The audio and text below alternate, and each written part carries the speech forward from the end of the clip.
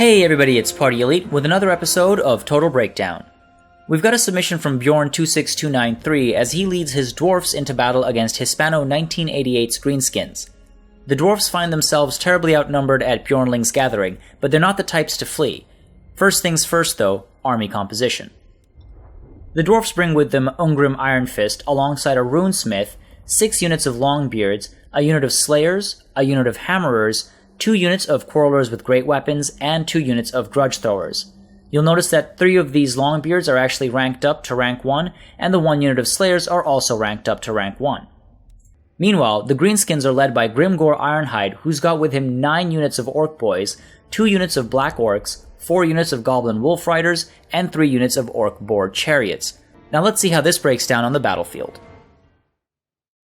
So, first things first, let's take a look at what's going to be happening.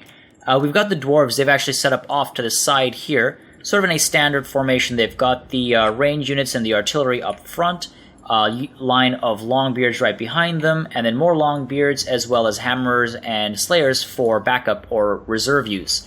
So they're ready for sort of any flanking maneuver or rear charge, anything like that that might be coming. Meanwhile, the Greenskins have actually set up over here with all the Goblin Wolf Riders off to the side here. So it's quite clear to me that the Goblins or the Greenskins were hoping for the Dwarves to deploy here and the engagement to take place somewhere in this region so that these Wolf Riders could actually come in with a flanking maneuver. Unfortunately, again, for the Greenskins though, the Dwarves did deploy here instead, allowing them clear vision of these Wolf Riders. Now, from the description of the battle when it was submitted to me, it sounds like this entire block here wasn't actually visible until later on into the battle, where they actually start moving in towards the Dwarves. So that sort of acts as a surprise force against the Dwarves when they come in, which is interesting to see because of how it results in quite a bit of disruption, actually. Now, the replay doesn't mark them as hidden, but obviously I'm going to trust the submission that says they came out of nowhere. And with that said, let's sort of move along and take a look at what goes down here. So, as I mentioned, these Goblin Wolf Riders were easily spotted by the Dwarves, and immediately Bjorn opens fire with his Grudge Throwers. That forces them into action. Now, these are very fast troops, so they can close the gap very quickly, and that's what they're doing here. Now, it's important to keep in mind that when you are playing as the Dwarves, and you're up against someone that's so quick to move, you don't want to give very large movement orders. These Dwarves have been marching from here to here. It's quite a large order, and you'll see that the lines have currently been disrupted. So a fast-moving unit like these Wolf Riders can come in and interrupt this movement right away, and everyone will be out of formation. In fact, during this move, Bjorn actually gives a halt order in just a second, I believe. There you go, and everything is out of order. No one's where they should be, and this creates a bunch of gaps where they wouldn't otherwise exist. Now, if the Greenskins were quicker to respond, they'd be able to get in through these gaps and really cause some disruption in the middle of the Dwarven army.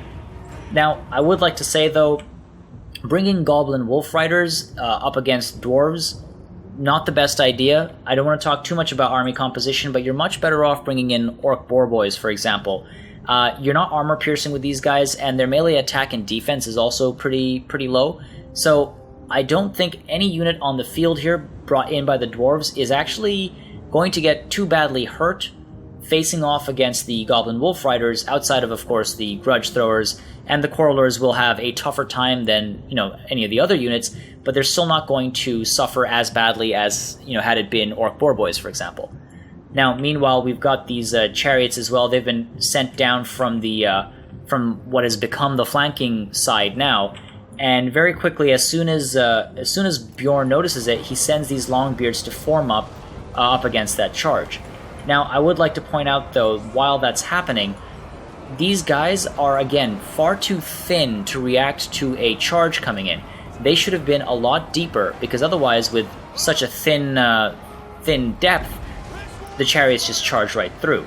And after doing that, I'll slow it down for a second here, these Slayers were actually in a prime position to net these guys, catch them, and start taking care of them right away, because the Slayers would be pretty efficient against chariots. Instead, however, they were brought forward to intercept these Goblin Wolf Riders who don't pose as much of a threat. Again, these chariots, they're anti-infantry and they're armor piercing. So between the wolf riders and the chariots are the bigger threat. So it would have been great if those slayers had been pulled to intercept the chariots instead. However, because they weren't, the chariots actually have full sort of freedom to go wherever they please from these back lines. So that was a good job of kind of disrupting the lines there, cutting right through. And these remaining chariot units are also pushing through, and they're going to try and do the same thing. So, good use of the cavalry and the chariots to create a bit of a disruption to start with. Now, most of the units, as you can see, they're still facing forward. So it does look like Bjorn didn't see this bulk of this army here until they get a lot closer. Either he didn't see them because they weren't visible, or they just, passed his eye. He didn't notice them. Either is possible, of course. Either way, when you've got this much chaos going on, it is hard to maintain your lines. And you can see very quickly Bjorn is trying to disrupt as much of this combat as possible. He's trying to hold off as well as possible, and very little time to actually react to this incoming line here. Meanwhile, he does drop the first runes we're going to see, the Rune of Negation. I've mentioned countless times that the Runesmith is extremely good for the buffs, and this is a great example. 44% damage resistance, and the Rune of Oath and Steel as well gives plus 15 armor. However, I would say that this isn't the ideal time to put that buff down. Right now, all the units that are engaged weren't actually within range of the buffs, and it's not really all that hefty damage that's being done right now, so those casts could have actually waited. If this army had been closer, then that might have cost the dwarves a bit more dearly, but they are pretty far away, so probably a safe bet. Again, I can't see the countdown timers, so I'm going to assume that it was a safe bet.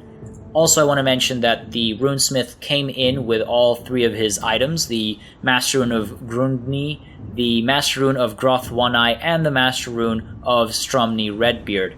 Now, the Master Rune of Grundni against the Orcs isn't really all that necessary. It provides missile resistance, but the Orcs don't really typically come in with too many archers, or arrers as they like to call them. Just not the strongest range units. They much prefer charging in with a bulk of their army. So again, at this point, just trying to surround these chariots as best as possible to get rid of them quickly before these front lines start to engage. Just going to skip ahead a little bit while trying to deal with these, cavalry charges, this very, very disruptive force here. So good play over there by hispano1988, just forcing that disruption, causing the lines to fall apart, getting that initial damage in there, and making sure that the grudge throwers, for example, weren't able to keep firing at the various units. So there you have it. That was the initial engagement. Now all the wolf riders have been pulled back, the chariots have been pulled back, and that's a good idea. Right away they get sent forward for flanking maneuvers. It would have been wise to keep them back and allow them to regain some of their vigor. Meanwhile, this unit of grudge throwers is being sent off to their death here. Probably a misclick. Well, definitely a misclick, but they're never seeing their families again. And over here again, we see another rune go down. It's the Rune of Oath and Steel, again giving plus 15 to this engagement here. I would, however, have advised that drops a little bit later, because as you can see, it wears off right before this engagement starts, so that actually doesn't give as much of a benefit as it could have. Now, meanwhile, again, these wolf riders are performing their duties as flankers. They're keeping these quarrelers busy, and also trying to get some flanking maneuvers in with some hammer and anvil tactics going on. And all the while, the Runesmith is providing as much support as he can with damage resistance. Again, it's extremely helpful, as I've mentioned countless times before, to have a Runesmith on the field with you, because it allows these units to perform much better, take barely any damage. As you can see, most of them are not dying off very quickly, even though they're being charged and surrounded. So, good call bringing that Runesmith in there, and good use of his runes as well. Now, I would like to point out, though, just a failing on Hispano1988's part. When you're coming in with the orcs, and especially with so many orc boys, I'm going to assume the plan is to do a large envelopment. So, as you may have noticed, he came in with a pretty narrow set of lines, and then allowed himself to funnel into the front of the dwarves, using his chariots and his wolf riders to flank. What he should have done instead is build an extremely wide line, because as the Greenskins, you can do that. You have the numbers and the cheap units to do that, and then engage all of the dwarf units from the fronts and the sides and the rears from all angles, which allows you to surround them and give them extreme morale damage. But because he didn't do that, he's basically facing off on these one-to-one, head-on battles, not able to support all of his troops from all sides, and resulting in these massive clumps where a lot of these soldiers aren't actually fighting.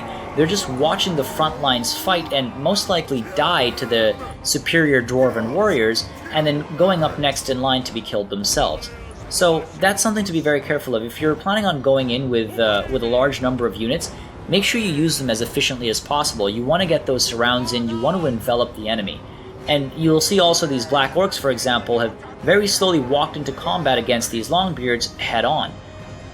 Throughout this battle, Hispano1988 really just walks into combat head-on, and you want to get that flanking maneuver in there. You want to come in from the sides as much as possible and provide support to battles that have nearly been won already. On which topic I would like to mention this unit of Longbeards and this unit of Quarrelers. They'd run off, or this one was actually chasing a chariot, and because they weren't in guard mode, they've continued chasing well off into the distance, and now they're too far to give support to any of these engagements that are going on here. So that's a good reason to always keep your units in guard mode, especially when you're playing a more defensive role against high-speed chariots and cavalry units. So again, overall at this point, it's just a slugfest. It would have been very advisable, especially for example, to use the Hammerers, to get them to get behind these Black Orcs, because they are a high threat enemy as well, and to use, again, these guys, these Longbeards here, to pull them in as soon as possible into this engagement. And also on Hispano's side, pulling these Orc boys, rather than just pushing them in straight forward as he did here, pull them around this rock here, either support this line or quickly get in and take care of these Longbeards here, or just finish this unit off as well to cause some morale damage to the entire army. So overall, there was quite a bit of mismanagement on Hispano's side when it comes to having superior numbers. They weren't used to the best of their abilities, and by sending the Lord into battle, by sending Grimgor into the midst of all this battle, very quickly he dies, and as a result of that, morale breaks, and these low morale units, they're already pretty weak when it comes to leadership. They've now all but broken. The Black Orcs stay and fight for a little bit longer, but with everybody running away, they very quickly fall apart as well. And there you have it. A Pyrrhic victory for the Dwarves. bjorn26293 takes the win. But of course, there are ways that it could have been a little bit better. Overall, in terms of army composition, Bjorn had the right idea, I think. The Slayers were quite helpful. He was definitely, I think, suspecting some cavalry units. The Longbeards, great call. I don't necessarily agree with Quarrelers with great weapons. Again, the great weapons give them better armor piercing when they're in melee, but ideally you will be keeping them out of melee. So some money could have been saved there. And I also feel like at least one of the grudge throwers could have been replaced by gyrocopters. Not the ones with brimstone guns, just the regular gyrocopters. When you're up against orcs, you can expect a giant or trolls here and there, some large units, but you're definitely going to see a bulk army of infantry, and gyrocopters are good against infantry, especially when you use their bombs when they end up in giant clumps. So that's just a couple of changes I'd suggest. Otherwise, overall good use. I love seeing the Runesmith in there as well. Very good use of the Runesmith's support capabilities, helping a lot of these guys survive in the onslaught. I mean, take a look at this unit of Longbeards. They've killed 100 men, but their health bar isn't even 50% empty, so, really good use of that supporting element in the Dwarven forces. Meanwhile, Hispano1988 could have used quite a few changes in his composition. Overall, there were quite a few weaknesses. A lot of these units are not armor-piercing. The Goblin Wolf Riders, I understand they were mainly for disruption, but if they were Orc Boar Boys, they could have caused significantly more disruption. Replacing some of these Orc Boys with Giants or a unit of Trolls would have been extremely helpful as well because of the armor-piercing damage and the amount of damage that one of those units can cause. Dwarves typically don't have a good response to that kind of a composition, one with Giants and Trolls. They're always kind of scurrying. This composition had some Slayers on hand, but it would be great to have one of those in your back pocket when you're up against Dwarves, just because of the sheer amount of damage they can cause. And also, magic goes a long way with the Greenskins, especially when you're up against an army like the Dwarves. Using something like Itchy Nuisance or Curse of the Bad Moon, using something like that against the Dwarves really helps because of the effects it has to armor or melee attack, melee defense. So it would have been a good idea just to have a shaman in there to help and support the bulk of the army, because otherwise you'll see the numbers really meant nothing. Ultimately, it was a victory for the Dwarves. Pyrrhic won, but a victory nonetheless. I really hope this battle shows the value of a support unit. The Runesmith was extremely important for the Dwarves in helping the win go as well as it did. Yes, it was a Pyrrhic victory, but without that Runesmith support, this Pyrrhic victory could have been a loss. So it's really nice to see that kind of use of a support unit. And also, I hope you saw how Cavalry is a potential disruptive tool as opposed to a destructive tool. It was really interesting to see those Goblin Wolf Riders come in early on, really mess up Bjorn's lines, sort of throw him out of coordination, make him a little nervous, keep surrounding him, and then the chariots came in as well, causing some early disruption. It is unfortunate that the infantry engagement afterwards didn't follow up on the success of the cavalry disruption. But with that said, that was, I think, another learning point of how, if you're planning on going with numbers, you need to make sure that you're using those numbers efficiently. Again, had the Greenskins simply flared out a bit wider and enveloped all the dwarves, then they would have had a much tougher time.